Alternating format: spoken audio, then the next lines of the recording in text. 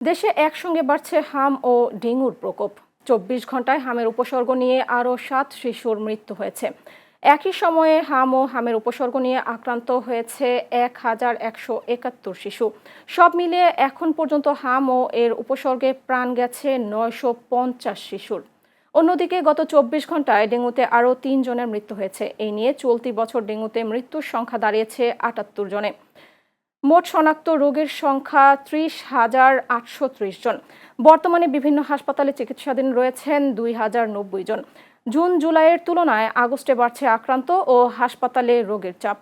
দুই রোগের সংক্রমণ ঠেকাতে টিকাদান, মশার প্রজননস্থল ধ্বংস, পরিচ্ছন্নতা ও দ্রুত চিকিৎসার পাশাপাশি জনসচেতনতা বাড়ানোর তাগিদ দিয়েছেন বিশেষজ্ঞরা।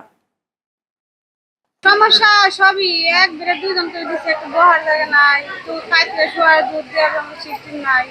তারপরে যে বাচ্চারা কান্নাকাটি করলে একটু বসে শুয়ে যেটা দুধ দেয় মায়েরা, ভালো লাগার জন্য ওই সিস্টেম। ছোট বাচ্চা এলে এক থাকতে বাচ্চা অনেক কষ্ট হইতেছে না, একটু কি দুজন বাচ্চা হলে থাকা সম্ভব? বাচ্চা থাকে, বাচ্চার মাটি বাসা থাকে না হচ্ছে।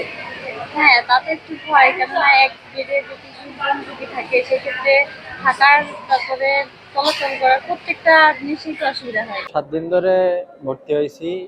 ৪ দিন থেকে শরীরে জ্বর নাই, ব্যথাও কমে গেছে, কিন্তু ডক্টর শুধু বলে খাইতে, কিন্তু খাওয়ার তো রুচি নাই। জোর করে খাইলে আবার বমি হয়। ওনারা চেষ্টা করতেছে, কিন্তু কোনোভাবে জ্বর কমতেছে না, বমি কমতেছে না। এবং গতকালকে রাত্রে ৩টার দিকে আমার প্রচণ্ড বমি এবং জ্বর ১০৩ থেকে ৪। তখন আমার দম আটকে গেছিল। আমরা এখানে আসছি, আল্লাহর রহমতে এখানে আমরা ট্রিটমেন্ট পেয়ে অনেকটাই সুস্থ হয়ে এখন বাড়ি চলে যাব ভালো হয়ে। আমি ডেঙ্গু রোগের জন্য এখানে ভর্তি হয়েছিলাম। এখন আমি এখানে ট্রিটমেন্ট পেয়ে আমি অনেক সুস্থ বোধ করছি।